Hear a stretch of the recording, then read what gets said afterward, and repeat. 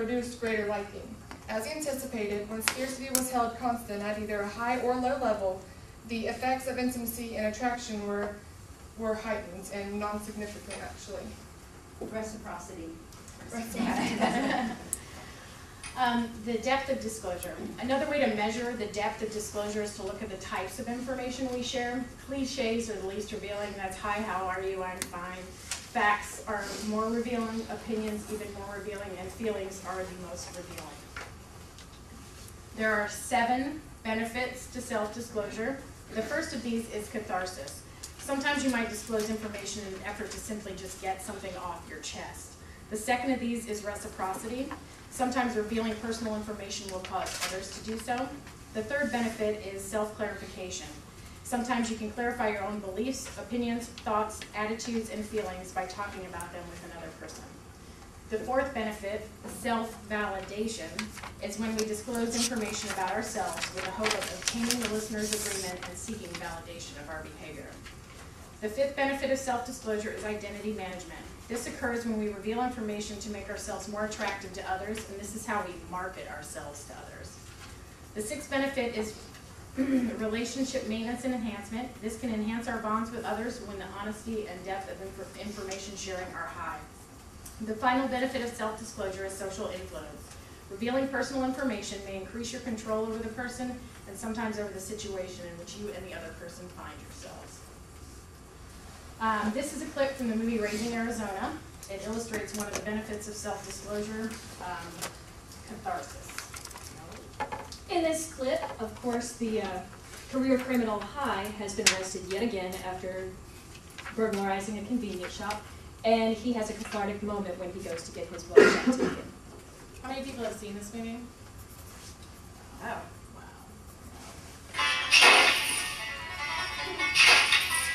Turn to the right. What's the matter, Ed? My finance left me. She said her fiancé had run off with a student cosmetologist who knew how to apply her feminine wiles. Son of a bitch. Don't forget the phone call, lady.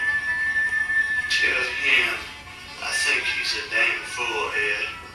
You tell him I said so. H.I. McDonough.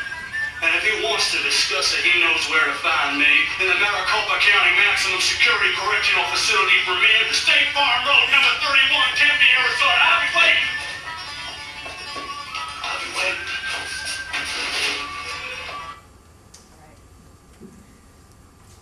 Slide 16. The risks of self-disclosure. While the benefits of disclosure are certainly important, opening up can involve risks. It can also involve risks that make this decision to disclose a difficult and sometimes painful one.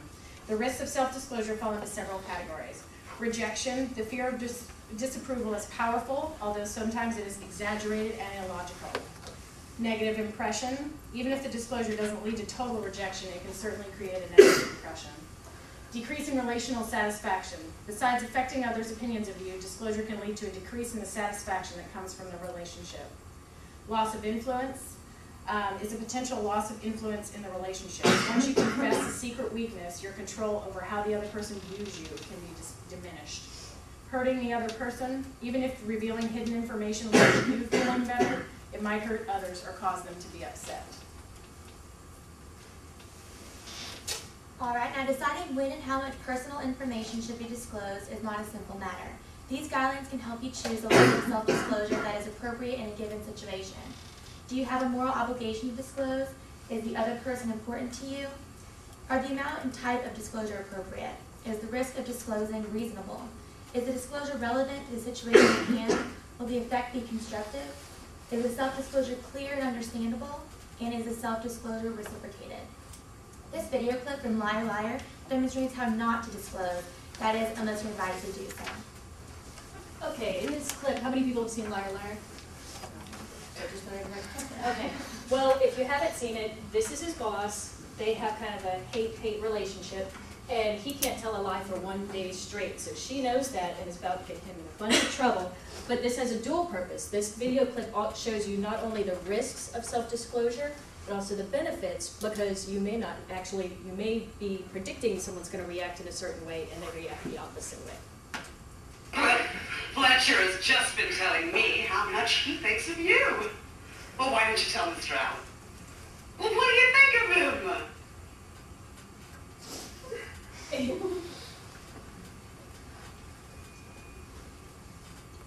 He's a pedantic, pontificating, pretentious bastard. A belligerent old fart, a worthless, steaming pile of cow dung. Figuratively speaking.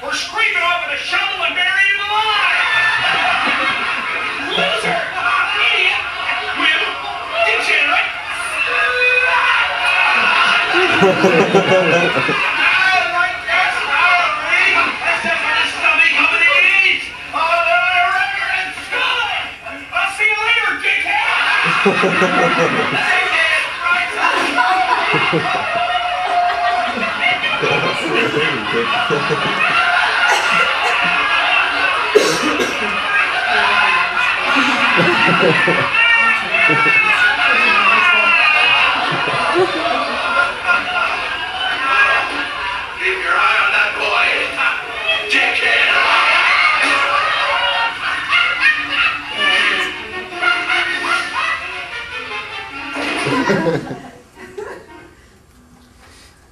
Alright, and although self-disclosure plays an important role in personal relationships, it isn't the only type of communication available. Complete honesty is not always an easy or ideal situation. Even communicators with the best intentions aren't always completely honest when they find themselves in an uncomfortable situation. What do you do when your boss asks what you think of his new wardrobe? You think it's cheap and flashy, but you can't share that information. What do you do when a relative asks you or gives you a large, extremely ugly painting for a gift and asks you where will you put it? Four common alternatives to self-disclosure are silence, lying, equivocating, and hinting. In our skit, we addressed some of these alternatives of self-disclosure. My character, Pretty Penny, was using silence to avoid self-disclosure. Melody's character, Janice, was using lying to avoid disclosure. Host Ashley was using hinting to keep the contestants in line. Bachelor Chaz, aka Dirk, was using equivocal language when asking these questions and when responding to the contestants. And Amy's character, Lolita, was an example of too much disclosure. One alternative to self-disclosure is to keep your thoughts and feelings to yourself. Silence can be in the best interest of both you and the other person, especially when total honesty is likely to cause pain or hurt to the other person. This video from The Office demonstrates how silence can be a useful alternative to self-disclosure. Okay, on The Office, Michael is the inept manager, and in this scene, he is just told that his ex-boss has just died, and he's looking to his employees for a little comfort. Attention, everybody. I just received a call from corporate with some news that they felt that I should know first. My boss, Ed Truck, has died. Oh, Michael, that's such terrible news. You must feel so sad. Yes, I am. It's very sad. Because he was my boss. That's a shame. Ed was a good guy. That's right. You worked with him. So did Creed. Well, I'll be in my office in case anybody wants to drop by. Cheer me up.